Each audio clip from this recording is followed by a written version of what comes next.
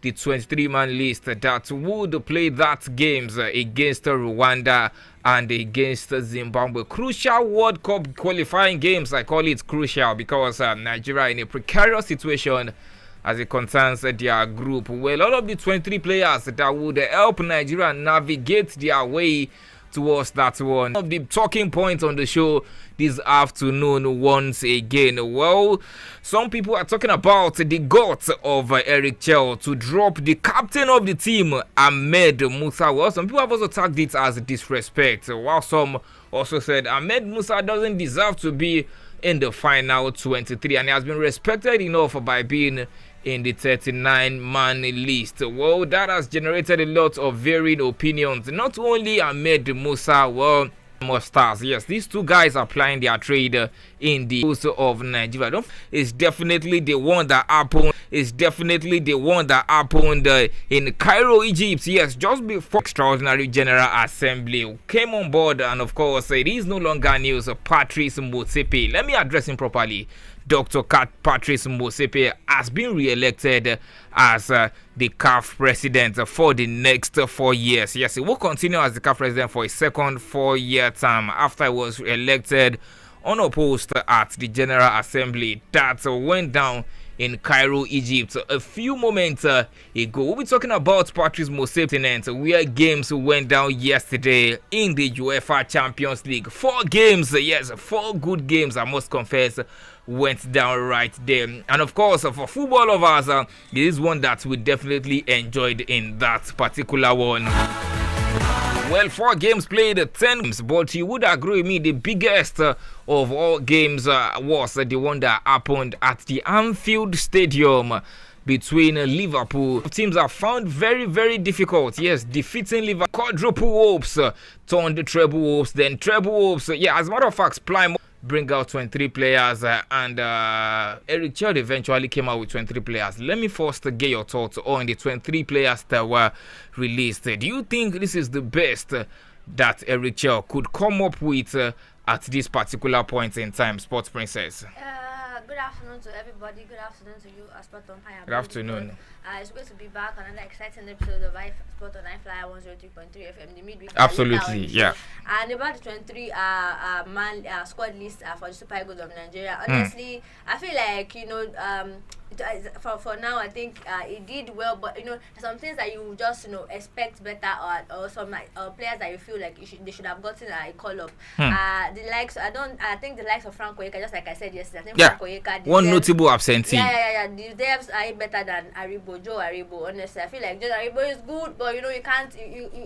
I checked. Why include Ahmed Musa in the 39-man list when he was not going to be in the 23-man list? Don't you think this is a big disrespect to the governor himself? No, I don't think so. I don't think, and just like I said yesterday, I said that a team or squad leader does not have Ahmed Musa and Kelechi Iheanacho right now. I think it's good for me because I'm tired of seeing those old faces. Yeah, I'm tired of seeing them. They don't really bring much to the tables, anyways. And I think with the amount of quality players that we have right now, there are a lot of options to choose from. That there are some people that didn't get the call of the likes of dressers, Frank Oyeka, and to mention it because he's not going to start anyways. It does not even come on as a sub sometimes because it's not really I think it just is time has time has passed. Has passed already. And I think just like we said, we have a lot of players right now fighting for that jersey for us to just bring one old man that should probably be retired by now to wear his jersey of the Super. No disrespect to him, he's actually done a lot for the Super Eagles of Nigeria, but it's just time for him to just relax and watch the game at home now. So because he's not up to par with the level of players that we currently have right now. This is like another golden generation that we must not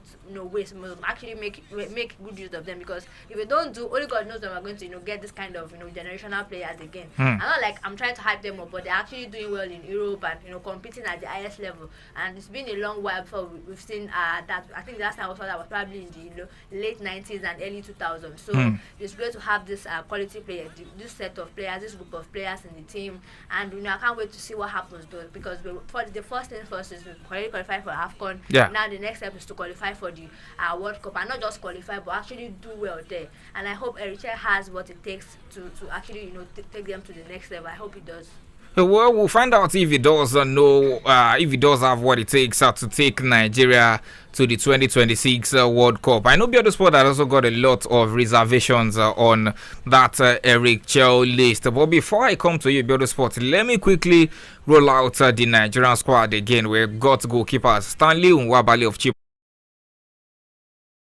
Basi of Fulham in England, Allah Aina of Nottingham Forest in England, Igor Ogbu of Slavia Prague in Czech Republic, the midfielders Wilfred Onye Ndidi of Leicester City, Rafael Onyedika of Club Brugge, Alassane Yusuf of New England Revolution in the United States, Alexi Iwobi of Fulham, Joseph Ayodele Aribo of Southampton, and finally in the middle of the park we've got Papa Daniel Mustafa of Niger Tornadoes, and the guys that would lead the line for the Super Eagles of Nigeria, Samuel Chukwueze of AC Milan, Victor Osimhen of Galatasaray, Ademola Lookman of Atalanta, Victor Boniface of Bayer Leverkusen in Germany, Moses Simon of Nantes in France, Sadiq Umar of Valencia in Spain, and Nathan Taylor of Bayer Leverkusen, and finally Tolu Arum. Then if you are, if you are a follower of Tolu Arukodare, I think when I was away during the December period, I took in a whole lot of his game. I watched a whole lot of his game in the Belgian Super League, and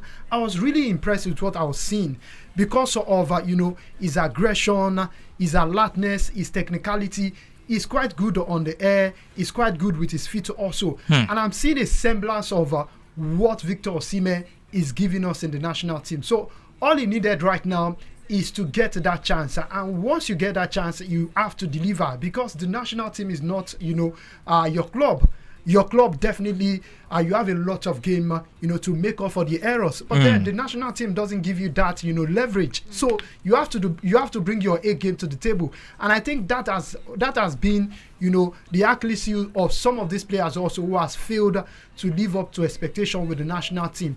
Take off the pressure away from you. Of course, we know there's going to be pressure, but then just feel at home. I think this would definitely cause a lot of problems going forward for the Super Eagles of Nigeria. Absolutely, and I don't understand why a certain Aliazan is in that team. Honestly, I can't pinpoint why the young man make that list. But then, it is the decision of the manager alongside the Nigerian Football Federation. But then, if you look at, what Frank Oyenka has done for the national team, of course, he's been that, unsung hero for the Super Eagles of Nigeria. Yeah. You go back to the African Cup of Nations, where he shone like a million star alongside the likes of Trust Ekong, Ademola Lookman, but then he wasn't really praised because of the position he's playing. He's playing as a number 4. The DM who is always protecting the back line of the national team. Why a young man who is playing in the German Bundesliga week in, week out for his club, and you are leaving someone who is playing in the MLS? It doesn't make any sense to me. But then let's see what Eric Shell will bring to the table as far as the midfield is concerned. But if you are talking about Dele Bashir, of course, it is understandable. He's been out injured. Yeah. He just returned to the Lazio team. To Lazio. So I think I understand that part. But then if you look at Frank Oyenka, I think he deserves to be in the national team right now. For Joe Aribo, well, I think he's gradually in the national team. So let's have the conversation about the guys that were dropped. You are talking about Dennis. I think that man deserves a call-up